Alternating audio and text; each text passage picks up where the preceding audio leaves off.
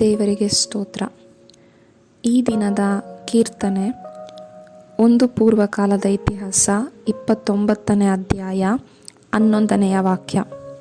ಹೇ ಸರ್ವೇಶ್ವರ, ನಮ್ಮ ಪಿತೃ ಯಾಕೋಬನ ದೇವರೇ, ಸದಾ ಕಾಲಕ್ಕೂ ಸ್ತುತಿ ಸ್ತೋತ್ರ ಸಲ್ಲಲಿ ನಿಮಗೆ.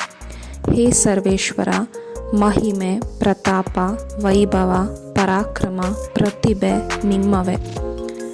ಈ ಸಮಯದಲ್ಲಿ ಈ ವಾಕ್ಯ ಹೇಳುವಂತೆ ಎಲ್ಲವೂ ನಮ್ಮ ಜೀವಿತದಲ್ಲಿ ಭೌತಿಕವಾಗಿಯೂ ಆತ್ಮಿಕವಾಗಿಯೂ ನಾವು ಪಡೆದಿರುವ ಎಲ್ಲ ಒಳಿತುಗಳು, ಎಲ್ಲ ಆಶೀರ್ವಾದಗಳು, ಏನೆಲ್ಲ ತಲೆಂತುಗಳು ನಮ್ಮಲ್ಲಿವೆಯೋ ಎಲ್ಲದಕ್ಕೂ ಕಾರಣಕರ್ತರು ದೇವರಾಗಿದ್ದಾರೆ. ನಮ್ಮ ಸ್ವಂತ ಬಲದಿಂದ, ಸ್ವಂತ ಶಕ್ತಿಯಿಂದ, ಸ್ವಂತ ಜ್ಞಾನದಿಂದ ನಾವು ಏನನ್ನೂ ಪಡೆದಿಲ್ಲ. ಆದ್ದರಿಂದಲೇ ಇಲ್ಲಿ ದಾವೀದರಸರು ಹೇಳುವಂತೆ ಎಲ್ಲ ಮಹಿಮೆ, ಎಲ್ಲ ಗೌರವ, ಪ್ರತಿಭೆ ನಮ್ಮ ದೇವರಿಗೆ, ಯೇಸು ಕ್ರಿಸ್ತರಿಗೆ ಮಾತ್ರವೇ ಸಲ್ಲಬೇಕು.